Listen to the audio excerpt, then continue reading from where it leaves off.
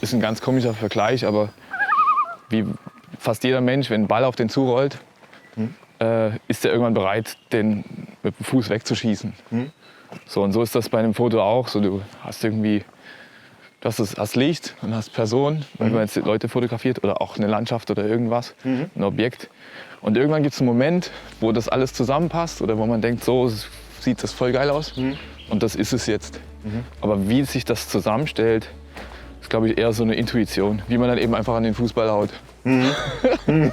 Ist total einfach ich glaub, ich beschrieben, weiß, aber ich glaube, es ist einfach zu verstehen. Ja.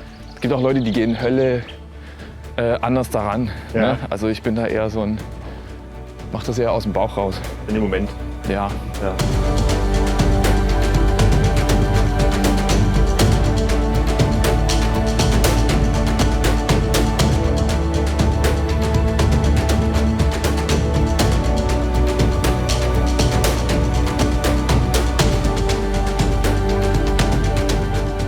Fotograf, kann man das so sagen? Ja.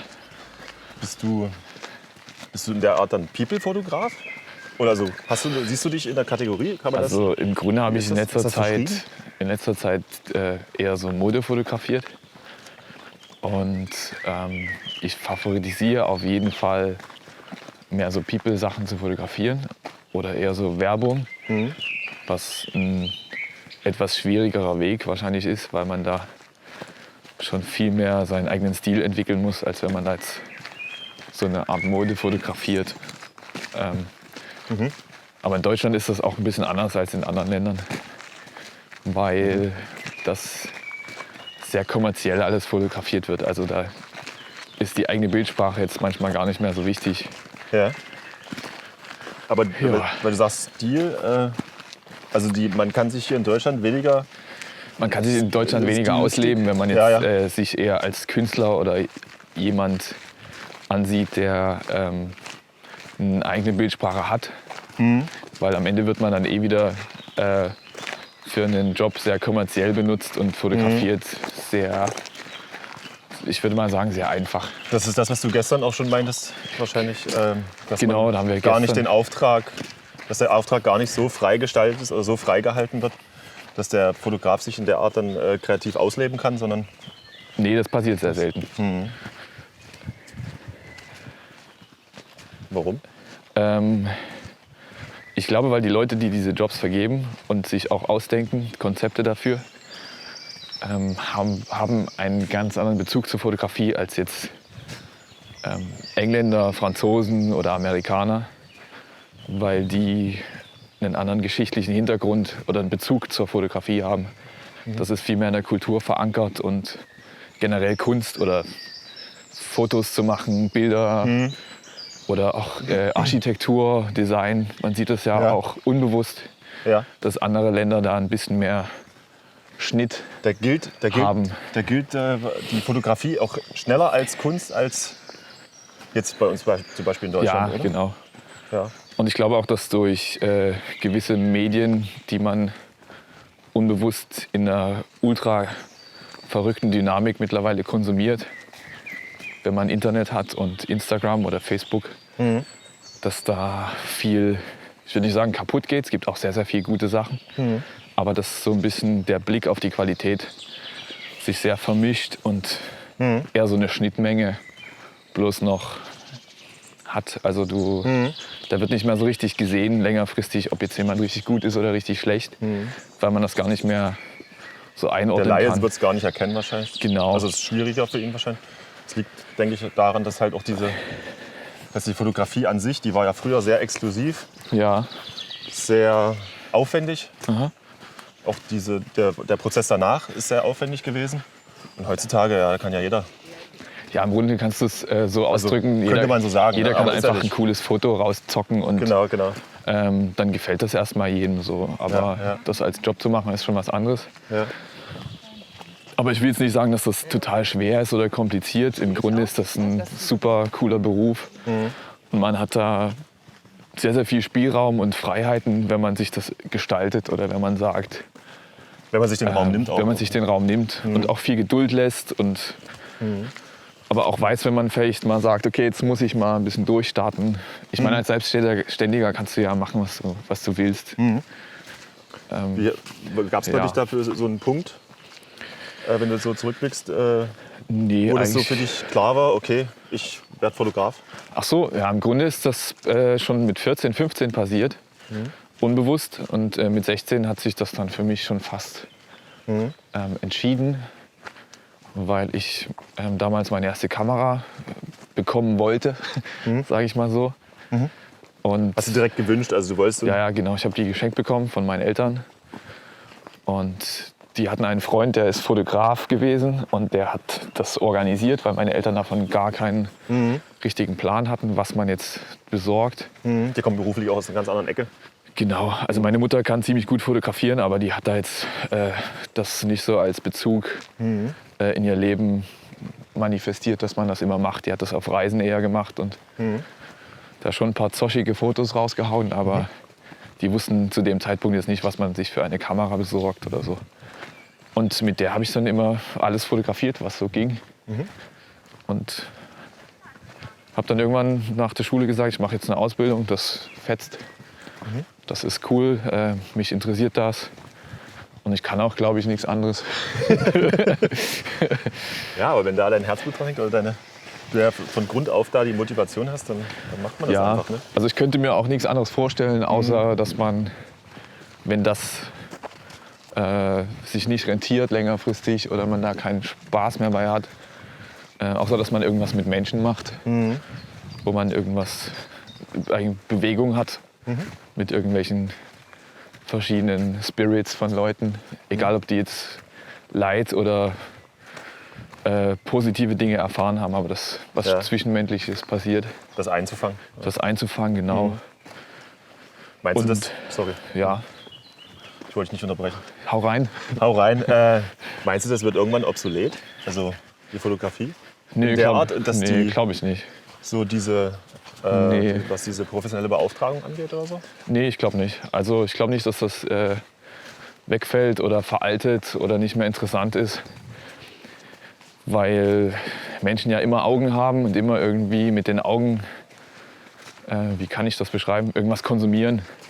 Also wenn du zum Beispiel ein Foto von irgendeinem wunderschönen Strand siehst oder von einem tollen Auto auf einer coolen Straße in Neuseeland oder sowas, bleibst du ja kurz kleben. Also jeder Mensch guckt das ganz kurz an und empfindet irgendwas.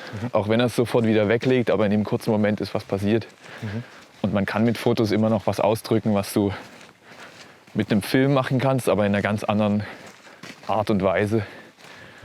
Aber das hört sich ja fast so an. Also man könnte, es wird es bestimmt geben, dass so künstliche Intelligenz halt einfach sämtliche, du gehst an eine Szene und dann brauchst du da die Aufnahmen und die nimmt sämtliche Sachen auf, die du vorher in einen Algorithmus reingegeben hast, die du haben willst und dann später wieder rausfiltern willst.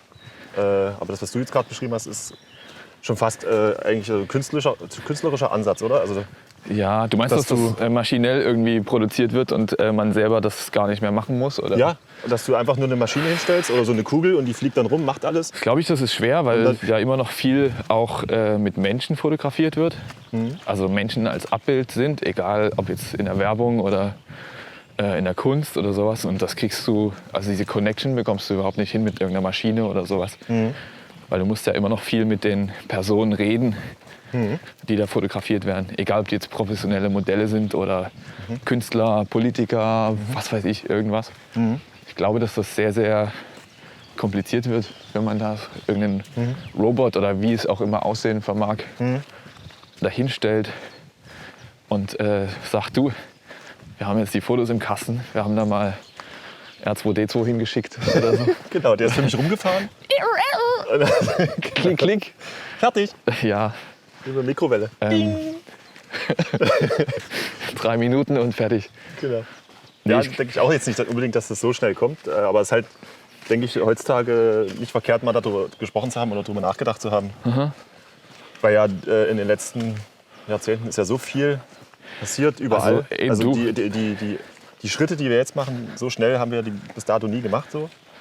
Und ja, da muss man sich ja auch irgendwie mal angleichen oder halt dranbleiben. So, ne? Hat sich ultra viel auf jeden Fall in allen technischen Bereichen entwickelt und ich könnte dir null sagen, ob sich das ändert oder nicht, aber ich glaube es erstens nicht, dass das passiert, weil ich das nicht möchte, weil ich das echt sehr gerne mache alles. Ja. Und zweitens, weil ich immer noch so ein bisschen an dieses Emotionale denke, dass das sehr, sehr viel wert ist. Oder auch, beziehungsweise du kannst ja mit deiner Emotion, kannst du ja mit den Werkzeugen, die du benutzt, um das Bild dahin zu lenken, wie du es haben willst, beeinflusst du es ja auch. Und da geht ja ein Teil von dir auch so in die Art, auf der Art rein. Ne? Und das könnte jetzt, glaube ich, eine künstliche Intelligenz oder so. Also was ich beobachtet habe, was gerade passiert zu dieser Corona-Zeit, dass einige Fotografen Shootings machen mit Modellen. Das sind meistens aber nur Modelle, die auch wissen, wie die sich jetzt hinstellen, hinsetzen oder irgendwie ein bisschen mehr in diesem ganzen Arbeitsprozess mit drin stecken. Die werden per FaceTime fotografiert mit einer normalen Laptop-Kamera. Und das wird dann sozusagen als Foto verkauft oder benutzt, um Werbung zu machen. Das passiert nicht ganz so häufig, aber das ist so eine Art Übergangslösung, um... Also genau, man kennt ja vielleicht, oder ich habe das glaube ich schon gesehen, also im Kontext mit diesem Lockdown, so eine Werbung, so nach dem Motto, wir bleiben zu Hause, was denn? Also das passiert auf jeden Fall. Ich dachte Technik. Das gibt es auf jeden Fall, weil... Genau. Passt halt einfach zum Zeitgeist, beziehungsweise zum...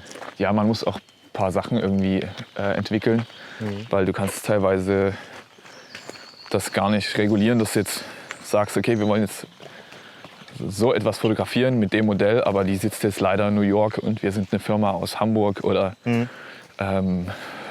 Mailand oder sowas. Und dann wird das eben aber kann man per FaceTime gemacht. Und es hat eine gewisse Qualität und das kann auch schön werden und gut aussehen, aber das ist auch sehr abhängig davon, wer das macht. Und ich glaube, dauerhaft wird es langweilig, weil die Fotos haben ein sehr ähnliches Konzept. Du hast ja da den Einblick, also du bist ja sehr viel unterwegs gewesen in den letzten Jahren auf der Welt als Fotograf oder wie ist die andere Position? Digital Operator. Digital heißt Operator. Das, genau.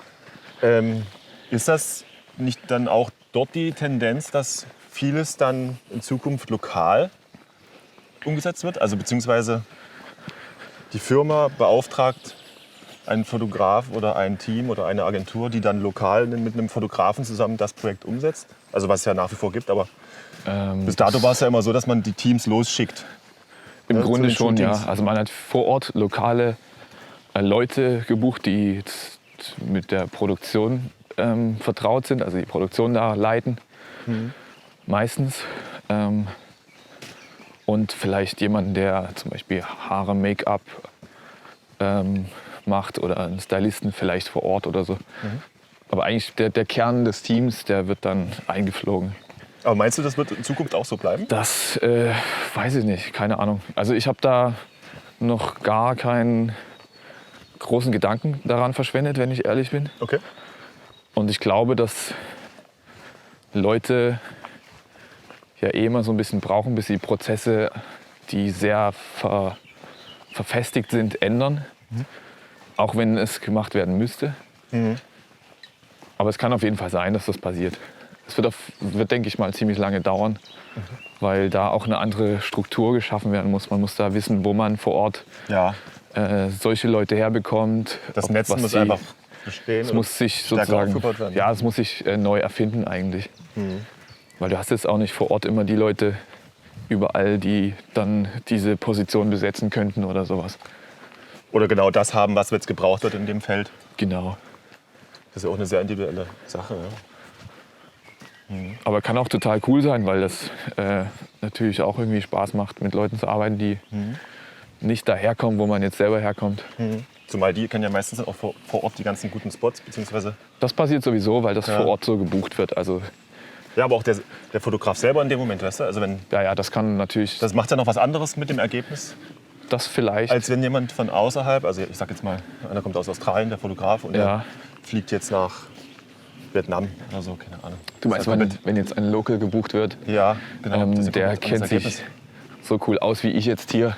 Ja, und der hat einen anderen Blick für die Sache. Ja. Ja, wir kennen uns ja auch nicht. Das ist geil. Ne? Im Prinzip ist immer alles neu. Aber das ist auch das Schöne. Genau, aber das wäre so eine Frage, weiß ich nicht, wie sich das verhält. Also, ja, weiß ich nicht so richtig. Wenn ich denke, dass es eher lokaler wird, dann meine ich aber trotzdem gleichzeitig, dass das gleichzeitig aber auch global sein kann. Also dass einfach bloß die Vernetzung stärker ist und dass man mehr kooperiert. Und ach, das passiert schon in ziemlich großem Maße. Also das muss ich auf jeden Fall sagen, das passiert schon sehr, sehr stark. Dass da ziemlich viel Vernetzung schon da ist. Ja. Und das passiert auch, wenn jetzt kurzfristig jemand ausfällt, dann wird jemand vor Ort gebucht und das geht auch. Also es ist nie so, dass da ein Projekt jetzt abkackt oder wegen 1, 2 Positionen, die mal nicht können oder das, was weiß ich, der Hund ist krank, Katze ist gestorben oder irgendwas anderes, dass die dann abkackt, die Produktion. Weil vor Ort findest du auch immer irgendwie ein paar Leute, die dann vielleicht auch noch mehr Gas geben, weil die wissen, ey, ich arbeite mit einem ausländischen Team zusammen, das fetzt. Herrlich. Guck mal, wie cool das aussieht. Super cool. Wollen wir da mal durchwetzen? Ja, durchrobben. Ja. Wie lange bist du jetzt da? 10 Jahre bist du tätig? Oder? Keine Ahnung, ich weiß nicht. Also man kann es ja schwer befassen, wenn du es die ganze Zeit schon machst, aber man muss ja irgendwo was anmelden, oder? Du meinst komplett selbstständig sein? Ja. Oder in dem Beruf tätig sein. Ich habe mal 2 Jahre eine Festanstellung gehabt. Ansonsten habe ich die ganze Zeit irgendwie versucht zu fotografieren oder zu assistieren, auch viel. Ja. Ja. Worauf ich hinaus will, welche Arbeiten oder welches Projekt oder welche Situation hat dich da maßgeblich irgendwo geprägt oder auch zum Beispiel, was deine Stilentwicklung angeht? Kann man das irgendwo? Das ist schwierig zu sagen, das ist natürlich ein fließender. Weil man selten zurückblickt und das auseinander nimmt. Außer die Orte und Erlebnisse, die man da hatte. Aber jetzt auf dieses Kreative zurückzugehen. Oder auch auf deine Fertigkeiten bezogen. Ja, also das ist, glaube ich, einfach. Ich glaube, das ist wie in jedem Beruf, wenn du ein bisschen auf dich alleine gestellt bist. Am besten ist, du machst das einfach. Ja. Und versuchst da nie die Freude dran zu verlieren. Und dann passiert das schon irgendwie, dass es auf einem Weg kommt, wo du ja auch mal ab und zu mal lächeln kannst und sagen kannst, cool. Bin irgendwie ganz froh, dass ich da was machen kann, wo ich in der Schule schon dachte, das ist irgendwie was mich triggert und wo ich sage, da bin ich auf jeden Fall längerfristig kein schlechter Mensch gegenüber meinen Mitmenschen, weil ich verhärtet bin, weil mein Job scheiße ist oder sowas. Also der Ausgang ist ja ganz anders. Das ist so, aber auch jetzt rückblickend zu sagen, an diesem Tag oder in dieser Woche hat sich für mich viel verändert. Oder durch diesen Menschen habe ich echt sehr viel gelernt. Kann ich jetzt nicht so sagen. Es gibt auf jeden Fall 3, 4, 5, 6 Leute, die man im Laufe des Lebens getroffen hat, von denen man sich irgendwie unbewusst was mitgenommen hat. Oder wo man gesagt hat, ey, die haben fast den gleichen Mindset wie du. Oder wo der steht, dort möchte ich auch. Ja, so richtig Vorbilder habe ich eigentlich nie gehabt. Ja. Ich bin bloß immer Fan von irgendwelchen Bildsprachen gewesen oder von Leuten, die so oder so fotografiert, oder? Ja, aber das ändert sich auch permanent. Also, weil teilweise siehst du Dinge, die gefallen dir total, die hast du vorher noch nie gesehen. Und dann bindest du das irgendwie mit ein in deinem eigenen Gefühl. Ja. Aber das ändert sich eigentlich auch ab und zu. Gibt es ja auch dort Stile oder Art und Weisen, Sachen darzustellen, die halt einfach gerade on vogue sind oder die halt gerade gefragt sind und dann machen das alle nach und dann kommt wieder einer wieder mit was Neuem, was noch keiner gemacht hat, so nach dem Motto, oder? Ja, um das jetzt oberflächlich zu beschreiben, ist auf jeden Fall gerade in den letzten 2, 3, 4 Jahren ziemlich analog wieder zu fotografieren, also auf Film. Aber das gibt immer so Wellen von irgendwas. Wie viel im Verhältnis arbeitest du? 50-50, also analog, digital oder? Analog eigentlich kaum. In Deutschland kommt das nicht so richtig an, außer man wird genau deswegen gebucht, weil man das nur macht. Aber ich glaube, dein Schnürsenkel ist offen. Mein Schnürsenkel ist offen, ja. Okay. Soll ich den mal zumachen? Du kannst auch offen lassen, wenn er dich nicht stört? Ich tauche mal kurz ab. Tauch mal ab. Sorry, ich wollte dich nicht unterbrechen. Nee, alles gut.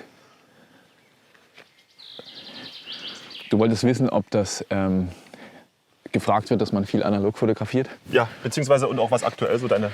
Eigentlich nicht. Gesagt, also dass du größtenteils digital machen musst irgendwo? Nee, also im kommerziellen Bereich wird das selten gemacht.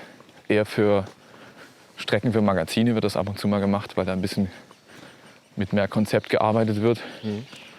Und man den Look der Bilder durch analoges Fotografieren auch ein bisschen anders lenken kann, als wenn man jetzt digital fotografiert. Aber im Grunde passiert das in Deutschland eher weniger. Gut, setzt sich dann vielleicht auch irgendwann mal wieder durch. Ja. Dass dann hier auch ankommt. Es sickert einfach nur langsamer. Es gibt so 2, 3 Leute, die das machen, die auch deswegen gefragt sind. Aber jetzt für so richtig kommerzielle Jobs würde ich mal sagen, von denen du beständig leben kannst. Also du hast zum Beispiel einen Kunden, der macht das und dann fotografiert man für den. Die das gewohnt sind, dass man immer digital fotografiert. Für die ist es sehr schwer, da mal einen anderen Weg einzuschlagen. Was meinst du, woran liegt das? Wird teilweise nicht kommuniziert. Wird nicht kommuniziert oder niemand denkt darüber nach. Und dann kommt das auch nicht so richtig zur Sprache oder wird nicht so richtig eingebunden. Kann auch sein, dass man Fotos macht, jemand findet die gut und dann sagt man, ey, wir würden dich gerne deswegen buchen, weil du analog fotografierst. Das kann schon passieren.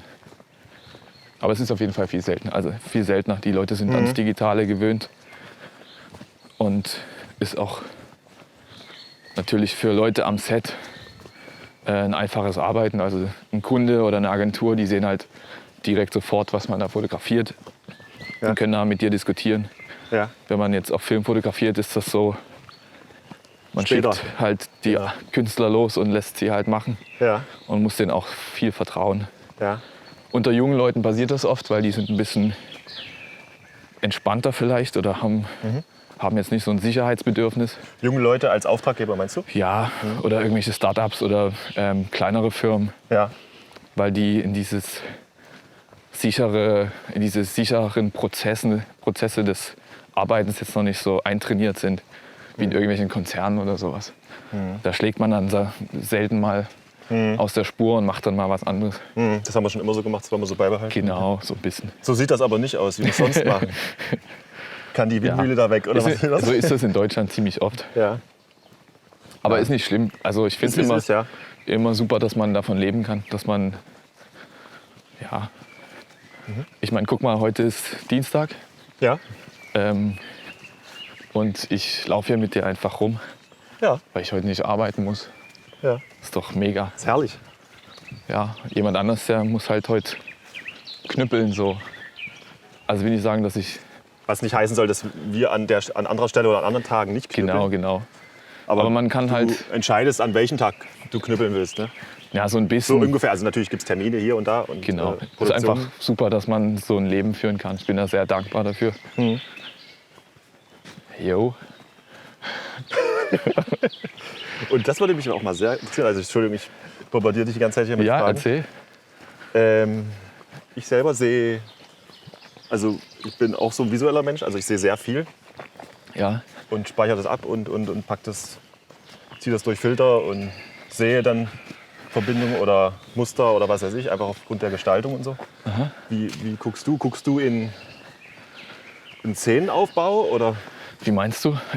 Siehst du im Format oder wenn du Sachen siehst oder wenn du Sachen entdeckst oder wenn du zum Beispiel jetzt in den Job reingehst, was du gestern gemeint hattest, dass bevor du anfängst, läufst du erst mal 20 Minuten durch die Szenerie oder durch das... Ach so, ja. Also wenn es Outdoor ist natürlich, im Studio ist es was anderes. Nicht.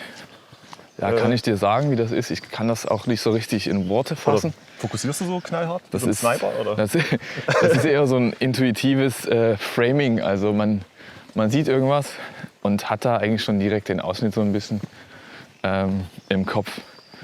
Also es ist wie wenn so eine Schranke zugeht. Man sieht irgendwas, irgendeine gute Lichtstimmung. Oder deine Blende arbeitet im Kopf schon. Ja, so ein bisschen. Und das macht halt so zack und dann hat man das eigentlich schon im Kopf ein bisschen vorgeschossen. Also ist sozusagen eine Art intuitives Vorhersehen oder so. Aber ich glaube, das kommt einfach mit der Zeit, wenn man sowas länger macht oder halt lebt. Was ist das eigentlich für ein Baum? Eiche, eine sehr schöne alte Eiche. Krass, Mann, ey. Schön, dass wir hier sind. Super geil. Definitiv, das ist auch der Anfang. Also wir wollen ja, was ich ja schon meinte, noch weiter raus, deutschlandweit oder auch noch weiter. Würde ich gerne solche Aufnahmen machen und da jetzt nicht nur lokal verhaftet sein. Und das, so eine schöne Sachen hier entdecken auf jeden Fall. Ja, also das Schöne mit dem Schönen verbinden. Das ist auf jeden Fall noch so eine Sache in meinem Beruf. Ich bin ultra viel in der Natur unterwegs. Und das stimmt, ja, du bist ja da sehr viel, hast ja schon sehr viel gesehen. Verändert einen unbewusst auch so ein bisschen. Ja, gibt auch eine ganz andere Perspektive auf, wenn man dann wieder hierher kommt, beziehungsweise nach Hause kommt, oder? Ja, ach, das reicht auch schon, wenn man hier in der Natur ist oder so. Ja. Ich finde das... So ging es mir zum Beispiel. Wir waren, wann war das? Vor 2 Jahren in Vietnam. Ja. Und da siehst du auch die Vegetation und Tiere, Menschen etc. Und wo man dann auch so Ähnlichkeiten sieht und dann auch wieder Muster erkennt und Grundprinzipien. Also so geht es mir. Ach so, wenn du in anderen Ländern bist und eigentlich dann die zurück, oder? Erwartung hast, unbewusst, dass es komplett anders ist. Nee, und dann siehst du Parallelen in der Natur. Oder? Nicht unbedingt die Erwartung, also eher nur die Erkenntnis. Ja, okay. Das ist ein lebendes Ding hier, auf dem wir laufen. Du meinst eine Platte? Also ja, das ist deine Theorie. Nee, das ist nicht meine, aber Nee, wir haben ja gestern darüber geredet. Rumgescherzelt. Ja. Nee, aber das meinte ich jetzt, also man so Prinzipien erkennt, wo sich ein Kreis irgendwie schließt. Man kann es nicht auch unbedingt gleich in Worte fassen oder so. Aber das ist irgendwo... Du meinst, dass es keine Grenzen der Länder gibt, sondern alles ineinander übergeht, oder was? Auch, ja. Auch, okay. Auch solche Sachen erkennt man. Ja. Genau. Das würde mich jetzt interessieren, was sich in den ganzen vielen Reisen, die du jetzt gemacht hast über die letzten Jahre, ja. was da bei dir so hängen bleibt oder so, oder wie da dein Blick der Dinge ist. Warte mal ganz kurz, kannst du das mal halten? Klar. Also, wie meinst du das? Was da jetzt hängen bleibt? Inwiefern sich vielleicht auch dein Blick verändert hat, oder? Also, du bist ja interessiert an Menschen. Ja, auch klar. Also deswegen fotografierst du ja größtenteils Menschen. Also es ist unglaublich erstaunlich, in was für verschiedenen körperlichen und finanziellen oder in Bezug auf die Lebensbedingungen generell, Verfassung, Menschen ein Leben führen können. Das kann man sich vielleicht manchmal gar nicht vorstellen, wenn man in Europa lebt oder in so einem Land, wie wir leben. Dass alles ultra reduzierter auch noch geht und möglich ist. Und auch den Leuten ein Lächeln ins Gesicht zaubert oder die teilweise auch gar nicht unglücklich sind. Das hat auf jeden Fall, das hat mich nicht erstaunt oder sowas, aber ich habe mir vorher nie so intensiv einen Kopf darüber gemacht. Vielleicht ein wenig, aber durch das Reisen ist das sehr verstärkt in den Vordergrund getreten, dass man dieses Bewusstsein auch so ein bisschen mitnimmt. Ich glaube, wir müssen links zu dem grünen Punkt, oder? I don't know. Ja, Entschuldigung. Ja, das ist auf jeden Fall passiert, dass man sich da so sagt, die Probleme, die Wahnsinn, ich hier habe, sind... Ja. Also ich würde fast sagen, jedes Problem, was man hier hat, ist im Vergleich zu ganz vielen Orten auf der Welt ja, eigentlich fast schwachsinnig. Wenn man es vergleicht. Ja, wenn man es vergleicht. Ich verstehe das, wenn man hier lebt und einige Komplikationen hat oder sich wegen irgendwas grämt oder Stress hat oder familiäre Probleme sind oder irgendwas. Ja. Aber wir leben in einem unglaublich großen Luxus, den man auch, glaube ich, um 60-70% herunterfahren könnte. Und man würde immer noch nicht auf irgendeinem Level von einem Land sein, wo die Leute trotzdem versuchen, das Beste draus zu machen und trotzdem glücklich sind. Also, weiß nicht, so ein Beispiel, was fällt mir gerade? Kuba ist zum Beispiel so ein Beispiel. Ja. Ja. Die aus der Not heraus sehr erfinderisch geworden sind. Genau, ja, auch zwischenmenschlich viele Sachen passieren, die, so einen Zusammenhalt hast du sonst. Die vielleicht hier überhaupt nicht passieren, weil die nicht notwendig sind. Ja, das ist beim Reisen auf jeden Fall hängen geblieben oder passiert. Dann, ich würde mal sagen, dass das Miteinander mit anderen Leuten, auch beim Arbeiten, unglaublich wichtig ist, dass man da einen coolen Vibe kreieren kann und eine gute Zeit hat. Und auch immer einen kontinuierlichen Austausch mit den Leuten hat, mit denen man arbeitet, die vor Ort sind, wenn man im Ausland ist. Also egal, ob man jetzt reist oder für einen Job da ist. Also ich finde das wichtig, dass man da... Der Austausch? Ja, dass man einen anderen Menschen einfach auch genauso wahrnimmt, wie man irgendjemand anderen wahrnehmen würde, den man kennt. Dass man irgendwie face-to-face ist und mit denen auch sich unterhält. Obwohl man weiß, man ist in 4 Tagen wieder weg. Ja. Kann man ja unterschiedlich wertschätzen, wenn man sagt, ey, ich haue wieder ab, ich konzentriere mich jetzt nicht mehr so doll auf diese Person. Ja. Aber ich glaube, dass es sehr, sehr viel wert ist, wenn man das trotzdem macht. Du kriegst es ja auch sofort zurück als Feedback von der anderen kommt Seite, auf die Person drauf an, aber im Grunde ist das schon irgendwie eine sehr gute Sache. Dann das Essen. Ja. Also was man so an verschiedenen Sachen essen kann und sieht und mitbekommt, das ist großartig. Und was ich vorhin schon gesagt habe, Natur, hat einen unglaublichen Impact gemacht für mich, weil man, ohne dass man das vielleicht will, ich glaube, das ist eine Charaktersache, das ist vom Charakter abhängig, wie man was wahrnimmt. Aber es ist bei mir auf jeden Fall passiert, unabhängig davon, dass ich das wollte,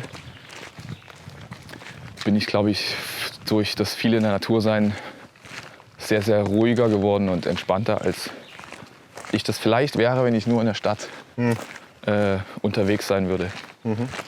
Obwohl ich eigentlich ein Stadtkind bin. Also ich bin in der Stadt groß geworden, habe auch ultra viel Zeit in meiner Jugend in der Stadt verbracht.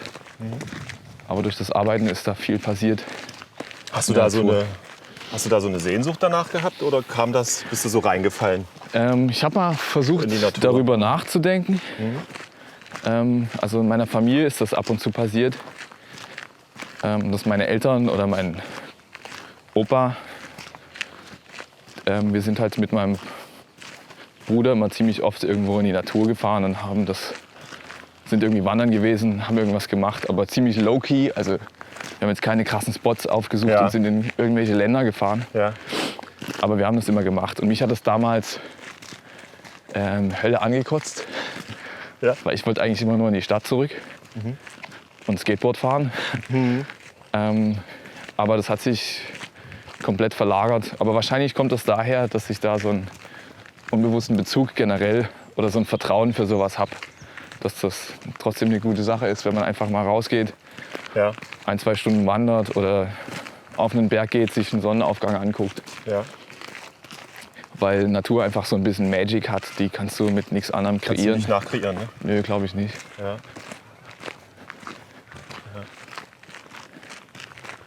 Gut, hier ist jetzt natürlich wenig Magic, weil hier künstlich eingegriffen wurde. Künstlich eingegriffen?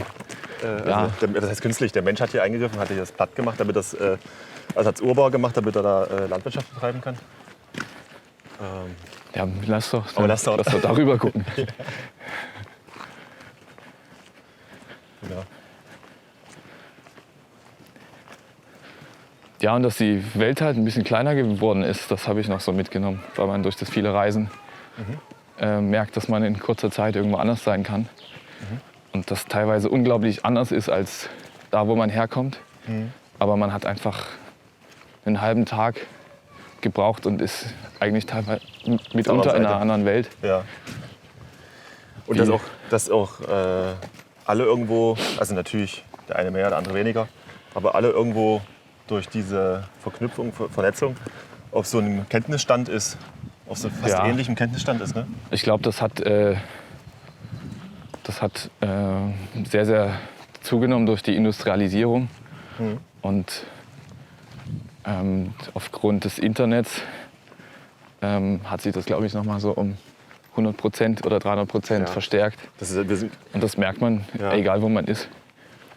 Ich glaube, wir sind da immer noch am Anfang. Also das ist, ja, es gibt auf jeden Fall Landstriche, wo das immer noch ein bisschen schwierig ist, da so vernetzt zu sein. Ja. Aber in Städten, egal wo du bist auf der Welt, Kannst du, glaube ich, jeden 16-Jährigen fragen, der kennt das Ja, na gut, durch das Smartphone. Dann, fast das Gleiche wie irgendjemand anders, der 16 ist. Ja. Fortnite. Woanders ist. Ja, ob es jetzt Computerspiele sind oder irgendwelche Idols, denen man folgt oder nach denen man lebt. Ja.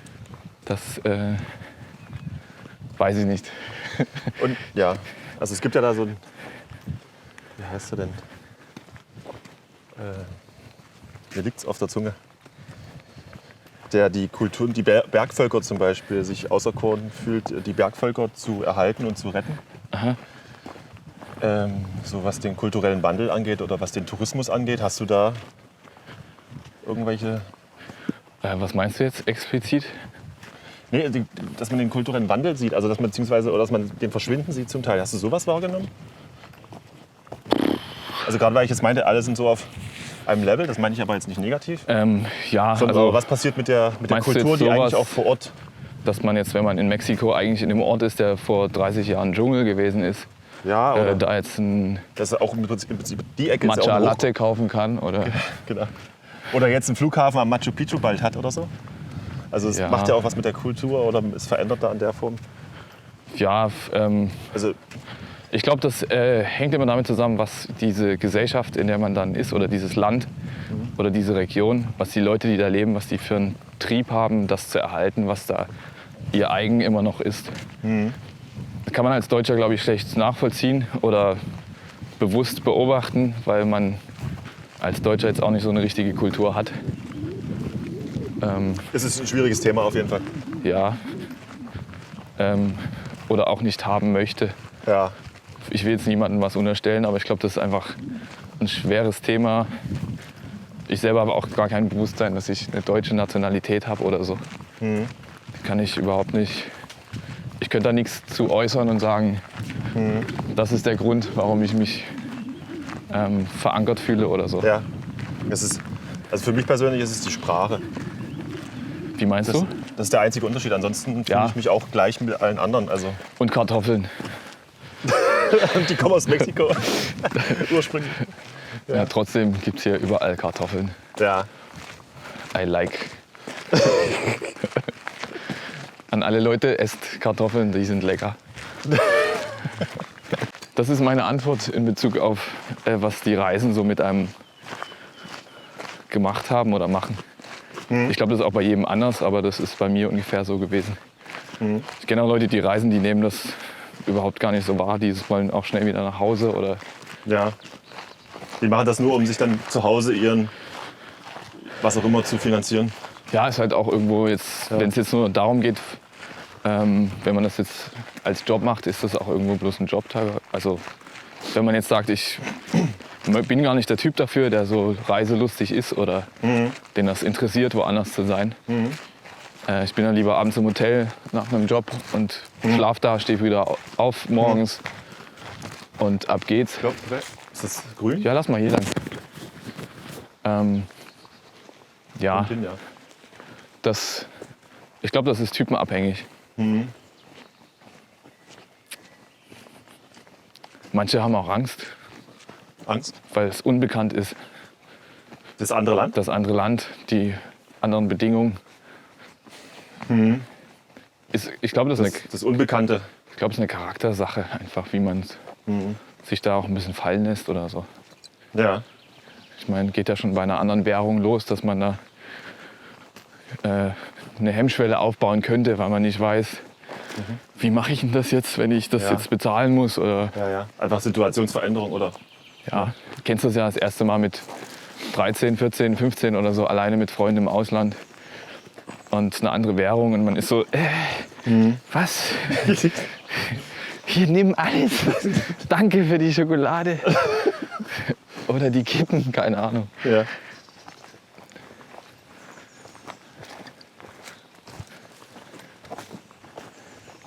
Hier ist jetzt der See.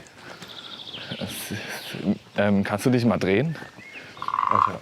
Ich weiß gar nicht, ob man das so sehen würde. Das sieht voll, super lauschig hier. Voll geil aus. Lass mal reinspringen. Na dann.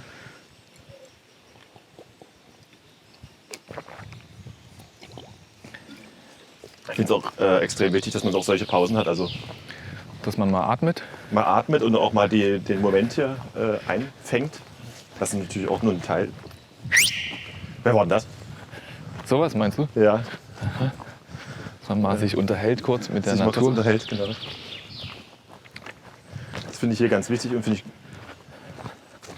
auch ein wichtiger Teil dieses Formats, dass man habt ihr vor, dann richtig viel irgendwie auch in anderen Ländern in der Natur zu sein? Ja, also ich sehe das schon kommen. Irgendwelche Artists oder interessanten Menschen also porträtieren? Ich will jetzt nicht unbedingt darauf hinaus, dass ich nur noch Leute nehme, die ohnehin ja schon medial bekannt sind und halt das als weitere Plattform nutzen, sozusagen, wie man es halt jetzt so kennt von... Also ein Goldschmied in Budapest oder sowas ist auch eine geile Nummer. Ja? Cool.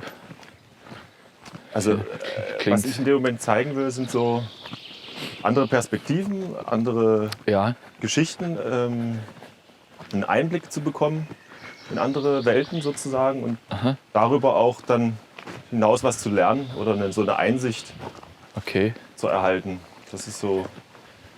Also wenn du da hinguckst zum Beispiel, weil du sagst andere Einsicht, wenn du jetzt da an den Horizont schaust, siehst du da, dass irgendwas rund ist? Was? Siehst du, dass da irgendwas rund ist? Ist da irgendwas rund oder ist das ein gerader Horizont?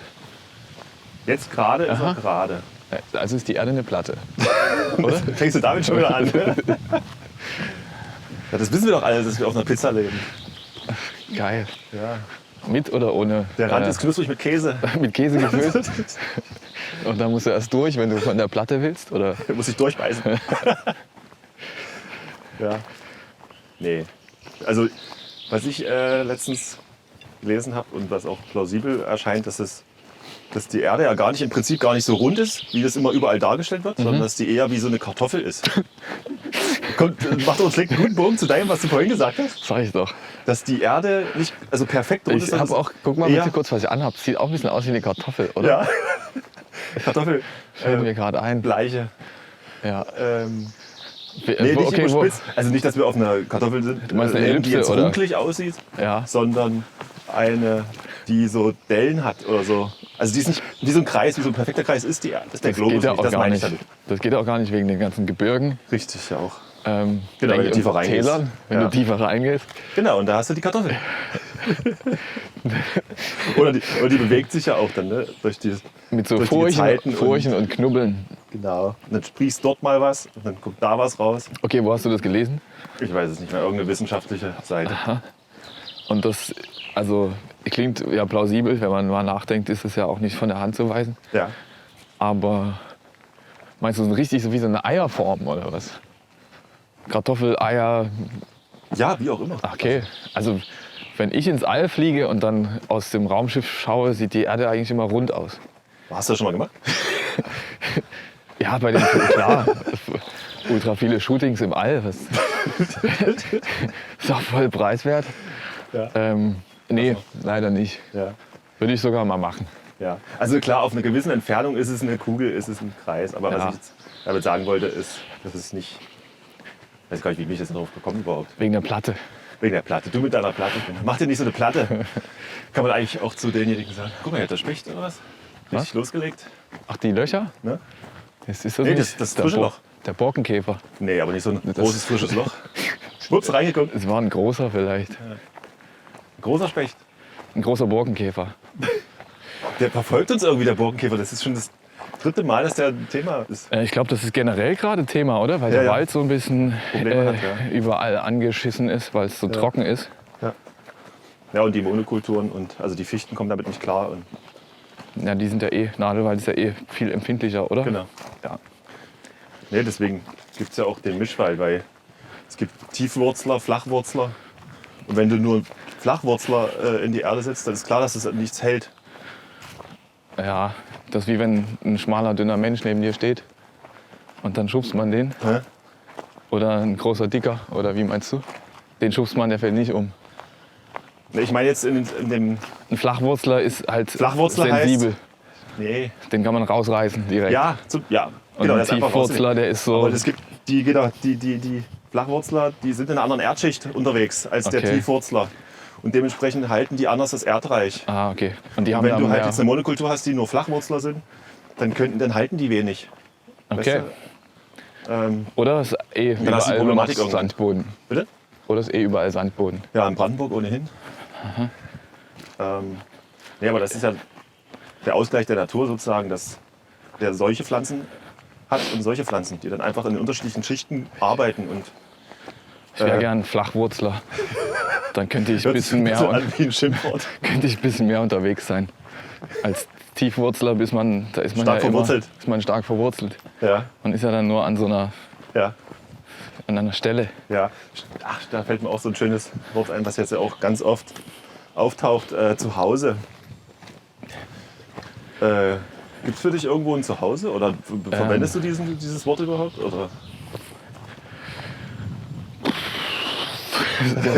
Okay, du merkst schon, wenn ich so überlegen muss. Ja, hast du noch nie drüber nachgedacht?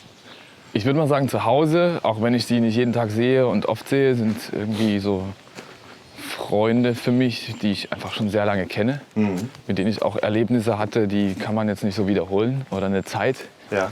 Du weißt vielleicht auch ein bisschen, welche Zeit ich meine. Ja.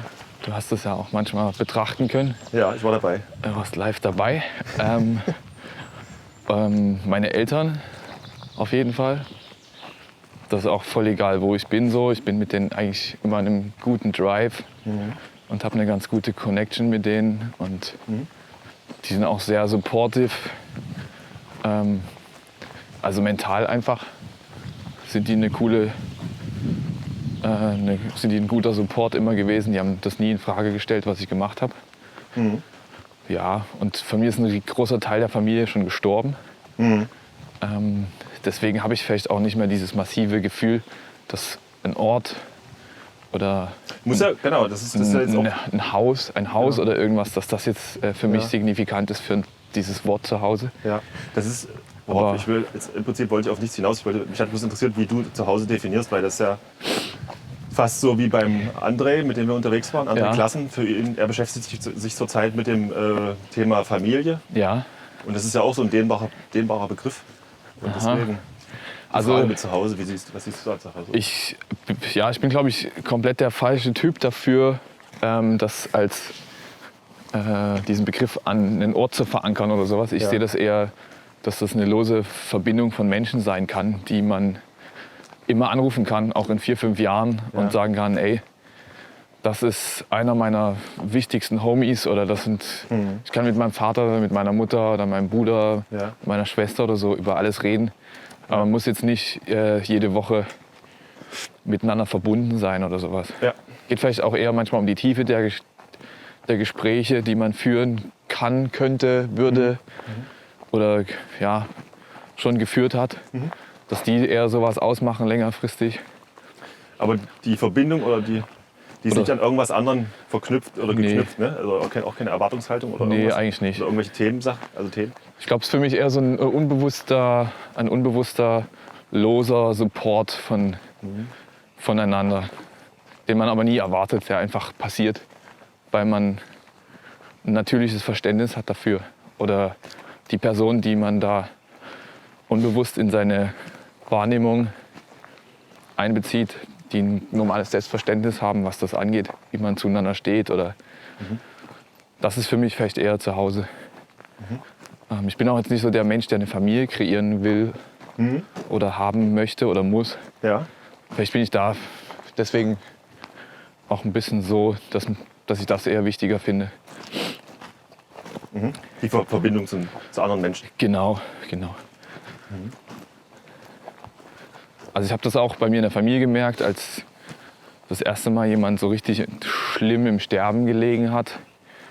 Da hat niemand groß irgendwas in den Vordergrund gestellt oder sowas, sondern sind einfach alle da gewesen. Und alles andere war scheißegal. Und das muss man jetzt nicht an so einem harten Thema festmachen, dass man da merkt, dass sowas wichtig ist und vielleicht eher ein Zuhause ist. Oder? Aber da spürt man das stark. Es kann auch jeder andere Vorfall sein oder auch ein positives Erlebnis oder so. Ne? Zum Beispiel, dass jemand einen riesen Geburtstag feiert und man könnte in der Zeit irgendwas anderes machen, aber man sagt, die Person ist total wichtig und die ist für mich eine tiefe Verbindung in meinem Leben. Ich setze dafür jetzt auch riesengroße Entfernung hinter mich oder Reise oder sowas. Ja, das wäre, glaube ich, eher so zu Hause. Freunde, Familie. Und das ist jetzt ein neues Thema, also relativ neues Thema. Du bist ja in letzter Zeit halt sehr, sehr viel unterwegs gewesen. Also vielleicht, was hast du gesagt, eine Woche mal oder 2 Wochen hier in Deutschland. Jetzt ist es aufgrund der aktuellen Situation, kannst du das gerade nicht machen? Was passiert da mit dir? Du meinst, weil man jetzt aufgrund dieser Pandemie so ein bisschen zu Hause sein musste? Ja, oder halt nicht mehr so so bewegt, wie du dich jetzt vorher bewegt hast. Ja, also ich habe das... Das war ja für dich Usus, das war ja für dich Ja, ist auf jeden Fall ziemlich neu, dass ich so 4, 5, 6 Wochen am Stück zu Hause bin. Ja. Das passiert maximal im Sommer, wenn man das bewusst wählt und sagt, ich nehme jetzt mal nicht jeden Job an oder bleib mal in Deutschland, weil es ist halt einfach schön. Ja. Oder auch alle anderen haben frei, will man die Zeit nutzen, mit denen auch Zeit zu verbringen. Aber ich weiß gar nicht so richtig, wie sich das gerade anfühlt, wenn ich ehrlich bin, weil man ja auch eine zurückgeschraubte Geschwindigkeit hat, was das Leben angeht, weil jetzt nicht so viel passiert. Aber ich muss auf jeden Fall sagen, es fühlt sich so ein bisschen an, als wäre ich in einem anderen Film, als in dem ich sonst immer bin. Ja. Und aufgrund dieses, dass halt nichts irgendwie so richtig vor der Flinte steht, dass man so reisen muss, also ich nichts vom Bug habe, dass ich jetzt sagen muss, ich muss in der Woche irgendwie steht das an und dann dahin oder dorthin, bin ich total, bin ich so ein bisschen auf Null. Weil ich weiß, ich muss jetzt nicht so viel arbeiten und ich muss auch nichts irgendwie packen oder machen oder es ist jetzt nichts höllisch spannend, weil für mich ist das immer sehr, sehr positiv aufregend, wenn ich weiß, ich kann irgendwo hinfliegen oder weil das mit dieser Dankbarkeit auch verbunden ist. Ja, ich die du vorher schon hattest, ne? Ich finde es auch einfach Wahnsinn, dass man wohin kann. Ja. Aber ich kann dir nicht so richtig sagen, wie sich das eigentlich anfühlt. Es ist so ein bisschen aber man kann ja vielleicht ein loses Gefühl von... bestimmt vielen so, die so ein Gefühl der Einengung hat, oder? Nö, habe ich überhaupt nicht. Genau. Nee, also ich bin auch jemand, der kann ultra gut allein sein und brauche jetzt auch niemanden, mit dem ich permanent mich beschäftige oder der dich bespaßt. Ne? Der mich bespaßt oder so. Also das können locker 10 Wochen vergehen und eigentlich ist nichts total Krasses passiert und ich bin trotzdem noch zufrieden mit der Situation oder so. Also ich habe auch noch so ein paar andere Sachen, die mich ablenken oder die ich mache, die mich glücklich machen, die ich auch für immer machen könnte, solange das geht. Ja. Wo ich dann gar nicht auf so einen Gedanken komme, so ach krass, was mache ich jetzt? Die Reisen sind irgendwie weg und irgendwie hast du gerade weniger zu tun. Was passiert denn jetzt demnächst? Und es hat keine Abhängigkeit. SOS. Es hat in der Form keine Abhängigkeit. Nee. Also ich habe mir während des Reisens nie die Platte gemacht darüber, was ist, wenn das mal vorbei ist. Weil ich mir immer gesagt habe, versuch das einfach zu machen, die Welle einfach. Solange das geht, weil das ist ein Luxus und wer weiß, wie lange das geht. Ja. Und jetzt ist es mal so weit, dass so ein bisschen Feierabend ist damit. Aber ich finde es jetzt nicht schlimm. Ist ja auch hier schön und ich genieße eher so die Zeit, dass man mal ein bisschen mehr intens mit Freunden sein kann oder ein bisschen kontinuitiver, würde ich sagen, so ein bisschen so einen Drive hat oder was machen kann. Ja, also ich sehe auch das Positive auf jeden Fall darin. Und ohne dessen hätte man dich vielleicht auch gar nicht so schnell so eine Möglichkeit bekommen, oder? Hat ja eigentlich total easy geklappt, dass wir das uns vornehmen. Ja. Und ich hätte ziemlich sicher, ich denke mal so zu 70%, wenn das sich alles gelockert hätte und man bis heute wieder hätte fliegen können, bestimmt irgendwie dir absagen müssen oder sagen müssen, ey, lass das mal verschieben um eine Woche. Ja, genau. Ja. Weil da bin ich 4 Tage da, dann machen wir das in der Zeit. Ja. Und so ist das so, also heute ist Dienstag.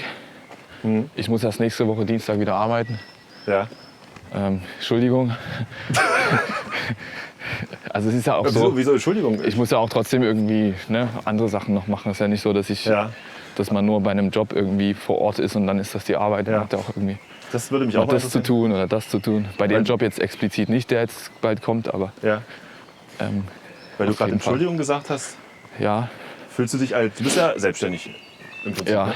Fühlst du dich schuldig da, wenn du mal nichts machst? Nee, überhaupt nicht. Aber es ist auf jeden Fall, weil man so eine Selbstbestimmung hat und dadurch, dass ich so viel reise, hat man natürlich manchmal das Gefühl, so Mann ey, andere Leute, die gehen von Montag bis Freitag 8, 9 Stunden arbeiten und ich kann einfach mal trotzdem, ich habe immer diese Freiheit zu sagen, okay, ich mache jetzt einfach 4 Tage nichts. Ja. Also das könnte ich machen. Ich habe das auch jetzt gemerkt.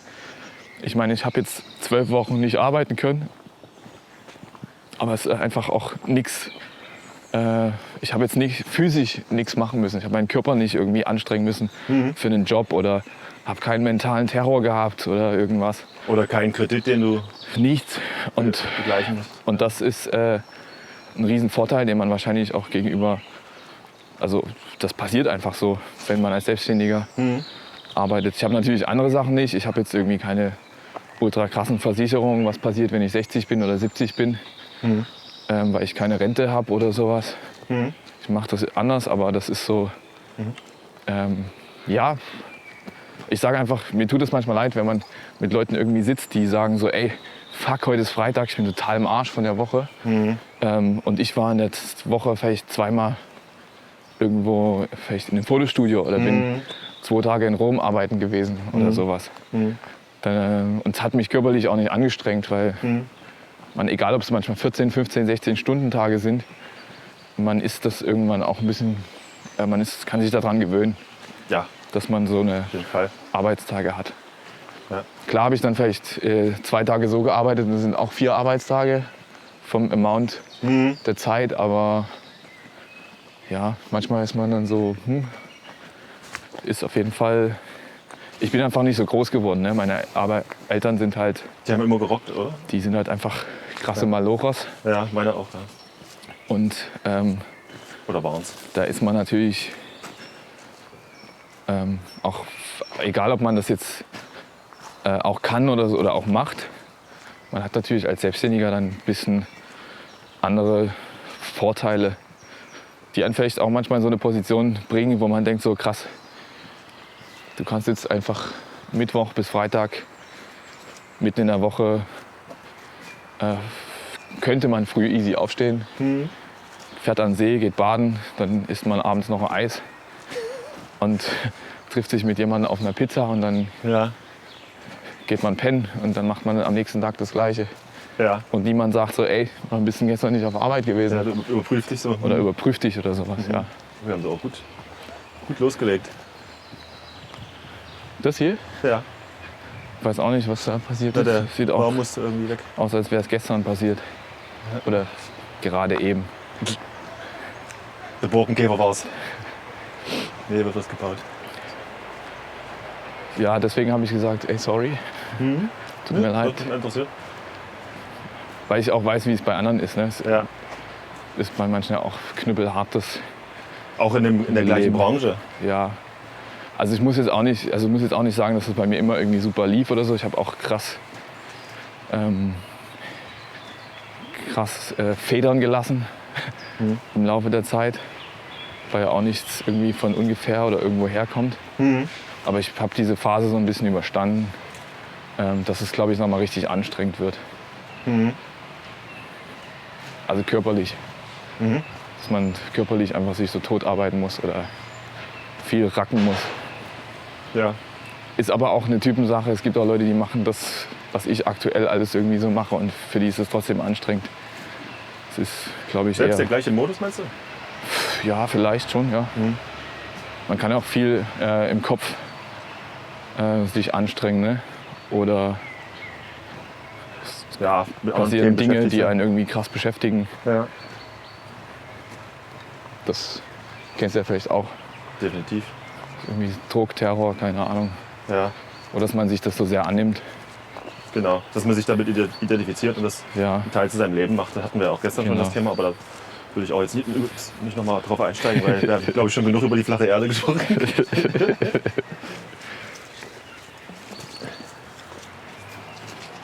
Genau, aber man muss sich da auf jeden Fall immer irgendwo treu bleiben und dann... Ach, hier ist wieder Moor, schön. Das ist jetzt mal so ein schwarzes Moor, wie wir für einen André Was ist uns mit, gedacht hatten. Weil der André, stimmt, da fällt mir auch eine Frage ein. was macht der? Der ist, wie gesagt, Künstler und der zeichnet, kommt Moore. ursprünglich aus Sibirien, ist nach Dresden gereist, nur wegen dem Studium. Ja. Und der zeichnet nur mit schwarzer Tusche Ach, okay. auf Papier. Und da hatten wir auch über Farbe gesprochen. Dass ihn zum Beispiel Farbe... Ah ja, rechts. Was willst du machen? Du wolltest auf die Seite. Ja, genau. Dass die Farbe ihn persönlich stört, weil die nochmal eine Information mitbringt, die er in dem Moment nicht haben will oder nicht braucht. Verstehe ich komplett. Wie ist da das Verhältnis bei der Fotografie? Weil da, wie siehst du? Also ich verstehe das komplett, was er aussagen will oder erreichen will oder was ihn da bewegt, weil wenn du ein Foto mit Farbe also farbig fotografierst, hat das einen komplett anderen Effekt und eine andere Wirkung, als wenn du es schwarz-weiß fotografierst. Ja. Es ist sehr interessant, aber es ist auch vorhersehbar, wenn man das einfach nur äußert, ohne dass man vorher was sieht, weil es ist ja verständlich. Ja. Jeder weiß, was Farbe macht und was bei Schwarz-Weiß passiert. Ich würde mal sagen, dass die Ästhetik der Form viel mehr durchkommt, wenn man jetzt Schwarz-Weiß fotografiert. Deswegen gibt es auch, finde ich, Schwarz-Weiß-Fotos, die sind total simpel. Da gibt es manchmal bloß einfach 2 Objekte oder irgendwas und eine gute Lichtführung und die haben eine gewisse Magie. Und das würdest du mit Farbe so ein bisschen aushebeln. Oder das würde irgendwie ablenken? Oder? Ja, jetzt nicht ablenken, es hätte eine andere Wirkung einfach. Ich glaube, das wäre sofort ein anderes Bild. Man hätte das in dem Moment auch anders fotografiert, oder? Also ja, weiß nicht so richtig. Du kannst auch Bilder auf Farbe fotografieren und findest die mega oder denkst dir so, das ist ein cooles Foto und dann switchst du dasselbe Foto auf Schwarz-Weiß und das sieht noch ein bisschen besser aus. Du hast auch manchmal Effekte, dass du Bilder auf Farbe fotografierst, du findest die total ödelig und denkst dir so, ja, braucht man jetzt, das will keiner sehen oder so. Ja. Und dann gehst du damit irgendwie, bearbeitest du das in Schwarz-Weiß und dann denkst du so, krass, das schmeiß ich doch nicht weg, das sieht voll cool aus. Das ist irgendwie ein anderer Filter, kann man das vielleicht einfach beschreiben. Aber du selber kommst an diesen Punkt nur durchs Testen oder durchs Probieren oder sowas. Aber ja. ich bin jetzt nicht so kleben geblieben auf Schwarz-Weiß-Fotografie. Also genau, mit einer festen Intention oder so? Nee, weil ich generell so ein bisschen mehr Leben super finde. Also ich komme jetzt nicht so aus dieser Design- und Ecke oder so aus dem Architekturbereich, wo man so viel mehr, also ultra viel Gefühl für Farben ein bisschen aushebelt, sondern eher so auf Form fokussiert ist. Ich will jetzt nicht sagen, dass ich das nicht erkenne, aber ich bin da nicht so. Das ist nicht dein ich habe da jetzt nicht so einen Trigger und sage so, das möchte ich machen und da geht's hin. Ja. Oder es gibt vielleicht irgendwas anderes in Farbfotografie, die mich viel mehr angreift, wo ich sage so, ey, das ist irgendwie, da ist die Magic viel größer. Ich meine, kennst du das vielleicht von irgendeinem Foto? Weiß nicht, was du dir mal angeguckt hast, was ich gemacht habe oder sowas. Wenn man das jetzt schwarz-weiß machen würde, wäre es vielleicht so, ja, genau. Also passiert jetzt nicht das, was mit der Farbe passieren würde. Also das stelle ich fest, du transportierst ganz viel Atmosphäre. Also der Moment des Abdrückens oder der Moment mit demjenigen, gerade mit derjenigen, dass der dort im Bild auch noch stärker rüberkommt. Ah, okay. Habe ich so festgestellt. Ja, es ist glaube ich, eher als so eine Intuition. Ne? Man hat da unbewusst das, was einem so bewegt, wenn man dann die Bilder durchguckt oder wenn man dann so ein präzises Foto haben möchte, wie es aussehen soll. Ich glaube, das ist viel im Unterbewusstsein. So ein bisschen wie wenn ist ein ganz komischer Vergleich, aber wie fast jeder Mensch, wenn ein Ball auf den zurollt, ist er irgendwann bereit, den mit dem Fuß wegzuschießen. So, und so ist das bei einem Foto auch. So, du hast hast Licht und hast Personen, wenn man jetzt Leute fotografiert oder auch eine Landschaft oder irgendwas, ein Objekt. Und irgendwann gibt es einen Moment, wo das alles zusammenpasst oder wo man denkt, so sieht das voll geil aus und das ist es jetzt. Aber wie sich das zusammenstellt, ist, glaube ich, eher so eine Intuition, wie man dann eben einfach an den Fußball haut. Ist total einfach ich glaub, ich weiß, beschrieben, aber ich glaube, es ist einfach zu verstehen. Ja. Es gibt auch Leute, die gehen Hölle anders daran. Ja. Ne? Also ich bin da eher so mach das eher aus dem Bauch raus. In dem Moment. Ja. Ja. Mir ist es eher wichtig, dass man diesen Ort oder dieses Zusammensein mit einer Person oder mit mehreren Personen, egal was man da fotografiert, aber dass man da eben in dem Moment da ist, dass man da irgendwie das wahrnehmen kann, sonst kannst du auch kein Bauchgefühl kreieren. Und den Betrachter damit reinzieht, ne? Genau. In diese Welt und den Moment oder so. Ja, wenn jetzt jemand fotografierst und du unterhältst dich mit dem einfach überhaupt gar nicht oder sagst Hallo, Moin, Ciao, ich glaube, da passiert einfach weniger. Ja. Da ist man mit dem Bauch gar nicht da, weil man den überhaupt nicht, also mit der Intuition, weil man dieses Gefühl gar nicht so richtig einsetzen kann, weil keine Connection besteht oder Zwischen so. dir und dem Fotografierten. Ja. Egal, ob du jetzt Meer fotografierst, also eine Küste oder eine Eichel in der Hand oder irgendwas. Oder ein Baby oder ein Stabhochspringer. Du musst da irgendwie auf jeden Fall in dem Moment da sein. Und ist auch, glaube ich, Quatsch, wenn du einen Haufen andere Sachen im Kopf hast. Sondern irgendwie Da in dem Moment einfach bist. Ja. Weil sonst kannst du eine Intuition gar nicht so richtig herstellen. Aber Nee, das du kommst ist, auch gar nicht in diesen Kanal oder in diesen Tunnel rein wahrscheinlich. aber das ist Fachgesimpel. Das ist so, Wieso? ich glaube, das interessiert niemanden. Das glaube ich nicht. Es gibt ganz viele, die vermissen sowas. Über sowas zu reden. Erstens das und zweitens auch diese Verbindung zu sich selber und zu dieser Arbeit, die sie da tun. Ja, kann sein. Ich kann das ganz schlecht nachvollziehen. Ja, für dich ist das Standard, oder? Ich kann versuchen, Also, du lebst es ja schon seit etlichen Jahren so, ne? Also ich kann versuchen, mich reflektiv irgendwie in jemanden reinzuversetzen, also mich in die Person zu versetzen und so ein bisschen zu reflektieren, wie sich das anfühlen muss. Aber Das ist ja gar nicht deine Aufgabe. also ich könnte das, glaube ich, nie so richtig packen, Ja. da ein richtiges Gefühl zu entwickeln, wie das dem anderen geht, weil ich das nicht so richtig habe. Ich bin da eigentlich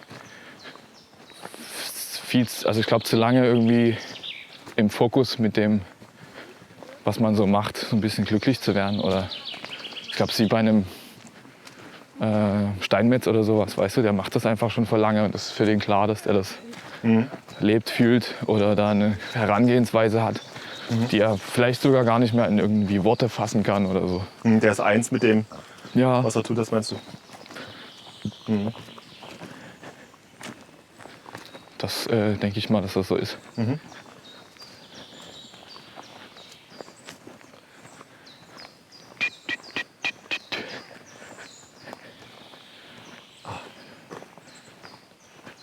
Aber ist ja bei dir auch so, oder? Du kriegst irgendwie einen Job oder einen Auftrag. Und dann wollen Leute was von dir und hast vielleicht ziemlich schnell irgendwie vor Augen, wie es aussehen könnte. Genau, wie du es schön beschrieben hast, es kommt der Ball. Ja. Und du haust einfach dran. Ich hau dran. Irgendwie schon so ein bisschen. Ne? Ich weiß oftmals auch nicht.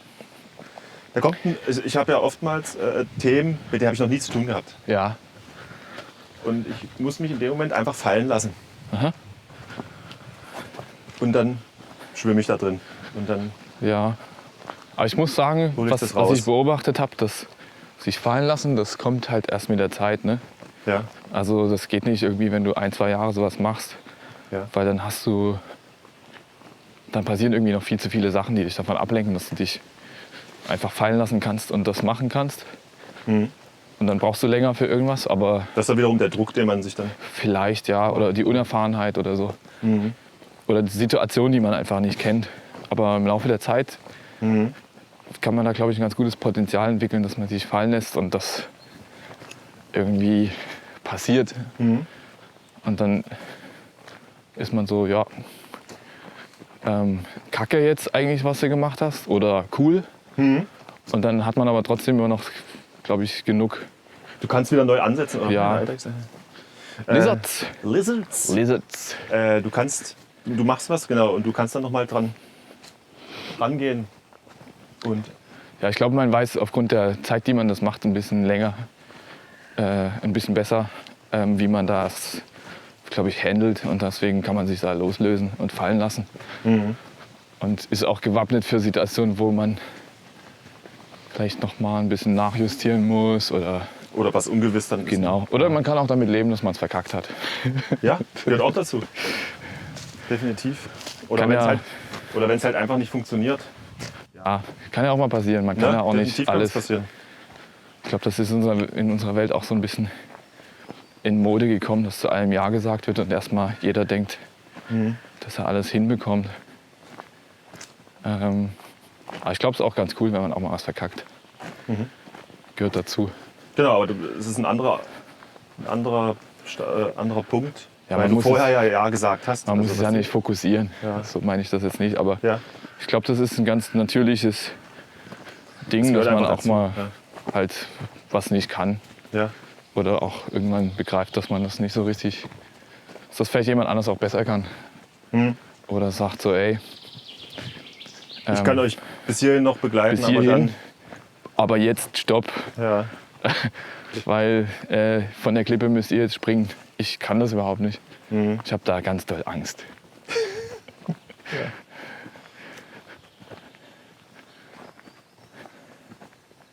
Du hast was sehr Schönes rausgesucht.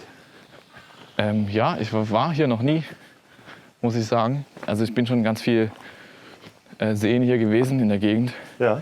Aber es ist immer ganz cool, irgendwo hinzufahren, wo man noch nie gewesen ist. Aber da hat man auch manchmal das Risiko des Scheiterns. Da fährt man irgendwo hin und dann ist halt Kacke. Das ist so die Erwartungshaltung vielleicht. Aber man findet dann halt auch sowas. Ja. Wo man sagt so, hey, gibt's ein paar Vögel, die haben Bitchfight. Oder was anderes. Ich sage wie ein Kampf aus. Gegenteil. Nee, es sah jetzt nicht wie Liebe aus. Ja. Aber wenn du so viel unterwegs bist, ist das auch gleichzeitig dann Urlaub für dich? Das ist auch wieder die Frage, was ist Urlaub, ne? Also es passiert ab und zu, dass ich Tage noch dranhänge, wo ich dann 1, 2, 3 Tage länger bin. Aber da fotografiere ich meistens noch freie Sachen für mein Portfolio. Aber also ich genieße das sehr, sehr doll, alleine zu sein. Das ist für mich ein krasser Urlaub. Und man schafft auch immer wieder Momente, wenn man jetzt auf so einem Job ist, wo man viel alleine ist. Also man ist auch oft alleine. Man fliegt da teilweise manchmal irgendwo hin, kennt von den Personen, mit denen man arbeitet, vielleicht 3. Ja. Und ja, also musst dir vorstellen, man fliegt nach Kolumbien an einem Montag, man kommt da Mittwochmorgen an oder so, fährt da in ein Hotel und da sind alle Leute, mit denen man arbeitet, mit denen man dann anfängt morgens. Aber man kennt von diesen 14 Personen, 20 Personen eine Person oder so. Und da entsteht natürlich, ist jetzt nicht traurig gemeint oder negativ, schnell dieser Moment, dass man erstmal mit sich alleine ist. Und man kann sich da auch dran gewöhnen.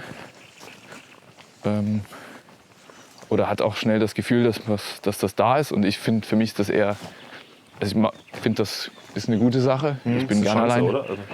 Also die Chance in dem Moment, wo du auf die anderen triffst, du nicht weißt, wie arbeiten die, wie ticken die?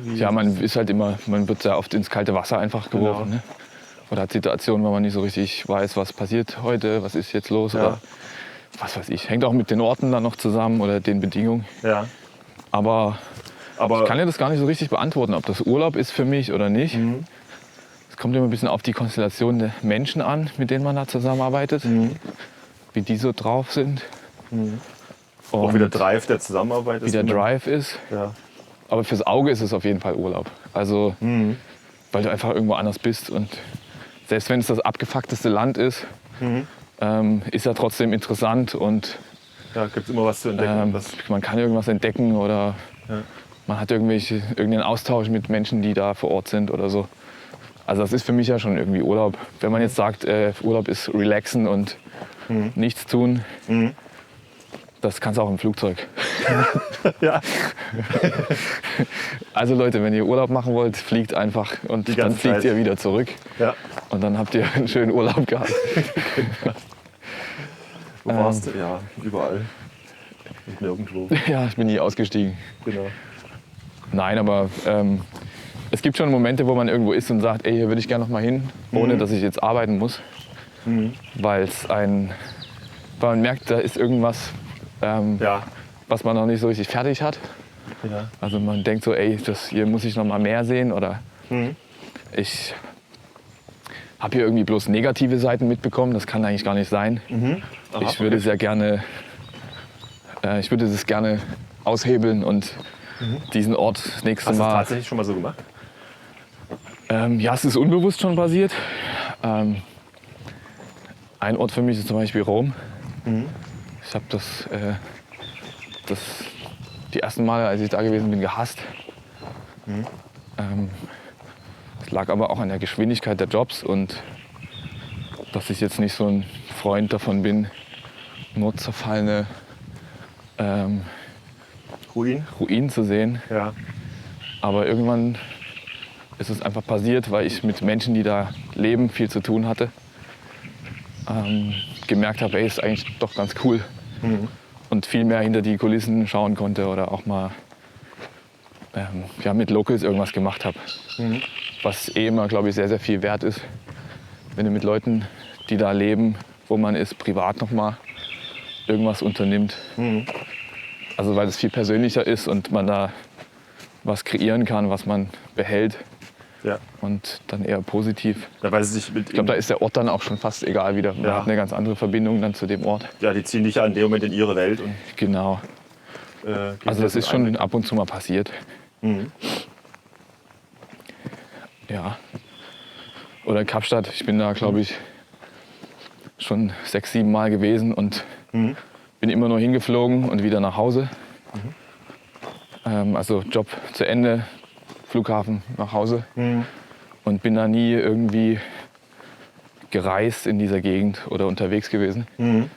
Weil ich aufgrund dieser politischen Probleme einfach schon da schon so eine Haltung eingenommen, dass ich gesagt habe, ich will hier eigentlich gar nicht so richtig sein, weil ich mich hier als Weißer so ein bisschen beschissen fühle und das Gefühl habe, ich habe eigentlich gar nicht so richtig das Recht hier zu sein, weil hier schon so viel Schund betrieben wurde von Menschen, die meine Hautfarbe haben. Aber irgendwann habe ich angefangen, durch Leute, die ich da kennengelernt habe, auch viel in der Natur zu machen und bin da auch mal länger geblieben. Was dann in dem Moment Locals waren, die dort aufgewachsen sind? Oder? Genau, zum Beispiel. Und dann habe ich irgendwie so eine gewisse Magic verspürt, weil die Natur ringsherum ist natürlich, glaube ich, unvergleichbar auf der Welt. Also das ist jetzt auch so ein Beispiel. Das sind so ein paar Orte gewesen, wo ich erst ein mieses Gefühl hatte oder überhaupt keine Verbindung herstellen konnte oder gesagt habe, das ist es wert, auf jeden Fall hier auch mal. Oder auch gar keine Vorstellung davon gehabt hast, ne? Ja, vielleicht. Oder halt geblockt, so, ne? So gesagt, hier, das ist... Das kann gar nicht sein, dass es dort so... Nee. Oder einfach aufgrund der politischen Lage schon gesagt habe, dem möchte ich nie so richtig verweilen. Ja. Wenn du jetzt gerade von Kapstadt geredet hast, ist das einer der Orte, in denen du dich regelrecht verliebt hast? Oder? Nö, ach, überhaupt nicht. Also da gibt es 1000 Sachen, wo ich sagen würde, das finde ich ein bisschen interessanter oder so. Also ich würde jedem Menschen empfehlen, wenn er einen Burnout hat oder irgendwelche Probleme, da hinzureisen und viel in der Natur zu machen, weil das ringsherum sehr vereinnahmt ist. Also man kann da kaum was dagegen machen, die Natur ist einfach wunderschön. Ist die unberührt? Oder? Ja, teilweise. Es leben jetzt nicht so viel auf der riesengroßen Fläche, nicht so viele Menschen. Und viele können sich das auch nicht leisten, viel in der Natur zu sein, weil sie nicht mal irgendwie jetzt ein Auto haben oder spontan dahin fahren können. Also man hat eher mehr Touristen, denen man vielleicht in der Natur begegnet, als dass man jetzt irgendwelchen Locals begegnet. Außer Weiße, die halt Geld haben. Aber es ist jetzt nicht so, dass ich mich in den Ort verliebt habe. Ich bin da gern und könnte mir da auch vorstellen, immer mal eine Woche, 2, 3 Wochen zu sein. Aber es ist jetzt nicht so. Kapstadt an sich ist jetzt auch nicht eine Stadt, wo man sagt, die. Ich wollte jetzt nicht unbedingt bei Kapstadt bleiben. Also ich habe so regelrecht die Frage. Auch ob es Orte gibt, wo ich sage, ob es Orte gibt, wo du sagst, boah, da echt. Also, da kann ich jedes Mal hin und mir geht's Herz auf oder so. Das gibt auf jeden Fall so ein Land, wo ich immer hin könnte, glaube ich, auch wenn ich da lange nicht mehr war. Das ist Costa Rica, Kuba, Kolumbien, Mexiko war ich jetzt noch nicht überall. Fand ich auch sehr toll. Also ich finde generell Südamerika und Mittelamerika sind sehr spannende Orte.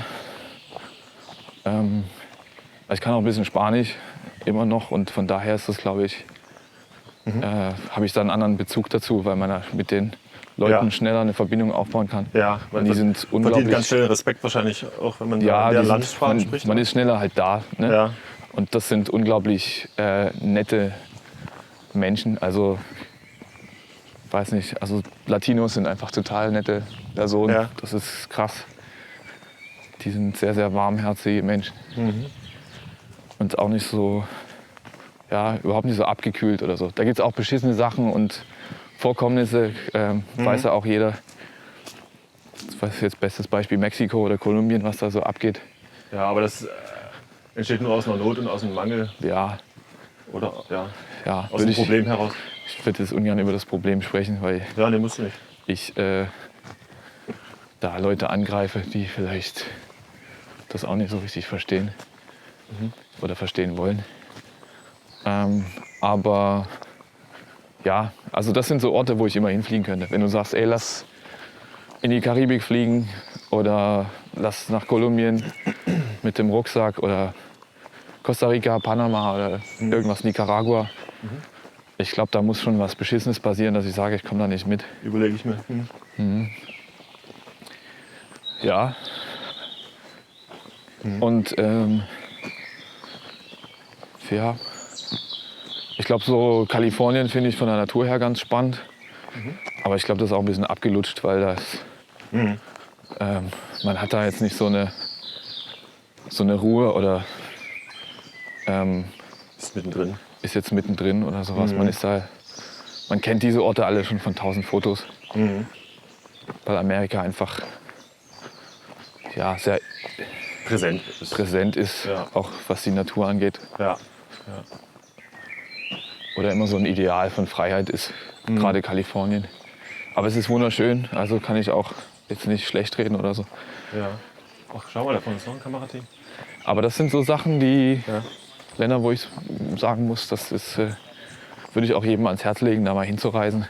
Ja, da ist ein großer Effekt sozusagen. Und man kann über jeden Ort auf der Welt sagen, das ist abgelutscht und da war schon jeder oder es ist gerade hip.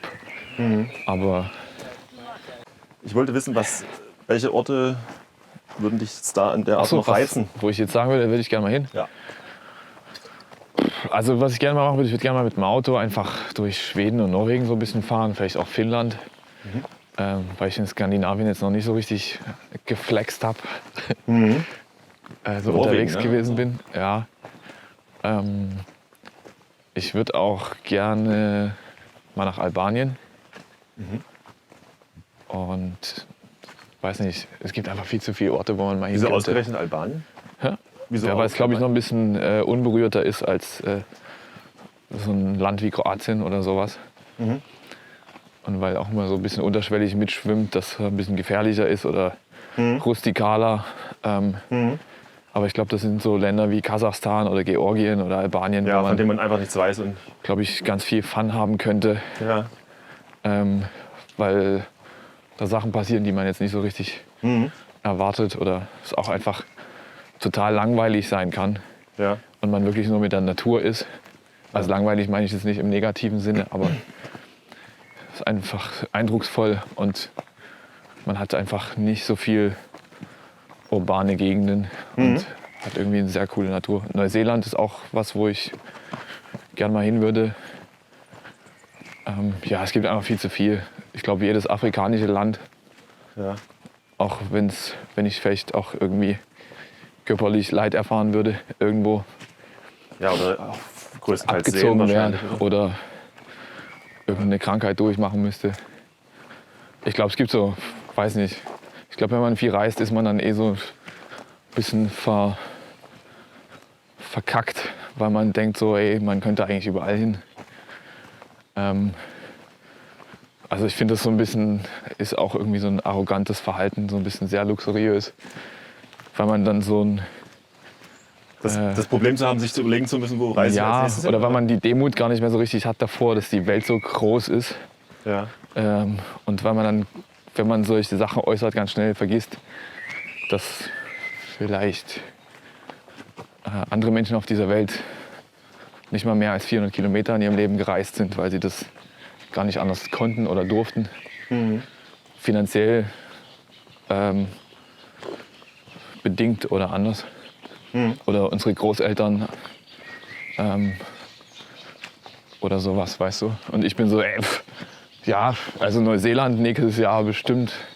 Zweimal. Nee. Also es ist bloß so, was man vielleicht gerne machen würde oder was einen interessiert. Galapagos-Inseln. Da war der Max mal, oder? Da ist Max mal gewesen und ein anderer Freund von mir, Timon, der ist da auch mal gewesen. Und das sind so Fotos und Bilder, Fotos und Videos, die ich da gesehen habe, wo ich mir dachte, so, ist ein bisschen Jurassic Park mäßig. Kann ich mir nicht so richtig vorstellen, dass das eigentlich existiert. Ja, das ist so aber lass mal machen. Lass da mal irgendwann hin. Ja. Und ich glaube, ein riesengroßer Traum, den ich aber jetzt nicht so nötig sehe, dass man das sofort durchzieht, ist mal durch Island zu reisen. Mal eine Woche oder 2 oder 3, einfach mit einem Auto. Ja.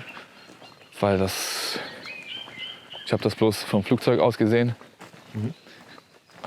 weil ich in Reykjavik mal zwischengelandet bin. Und hat dich so geflasht? Es hat mich so geflasht wie Patagonien. Also ich war mal in Patagonien und dachte auch so ein bisschen, ich bin auf dem Mond oder einem anderen Fleck auf der Welt oder das gibt es überhaupt nicht auf der Erde. Und Island sah ziemlich ähnlich aus. Bisschen verwunschen auch einfach. Moinsen. Moin. Ach geil. Ja, hast du mal vor irgendwie, also ja, mich ist jetzt bevor das passiert ist, dass man zu Hause, also in Deutschland bleiben musste, hast du da irgendwie was geplant gehabt? Also gesagt? Wir hatten ursprünglich geplant gehabt, das war allerdings auch im Zusammenhang mit der kleinen Schwester von Annika, ihr Vater ist Peruaner. Ach cool. Und da wollten wir nach Südamerika, nach Lima? Auch, genau. Ja. Peru. Da wollten wir hin, das haben wir dann aber erstmal gelassen, weil das ist so eine Geschichte für sich selber. Der Vater ist jetzt nicht so unbedingt zuverlässig, was die Planung angeht. Und komisch. Wir waren beide noch nicht da und wir reisen dann mit einem 14-jährigen Mädel dahin und haben die Verantwortung für sie. Okay, ja. Das haben wir dann sein lassen an der Stelle. Der Urlaubseffekt war dann so ein bisschen ausgehebelt.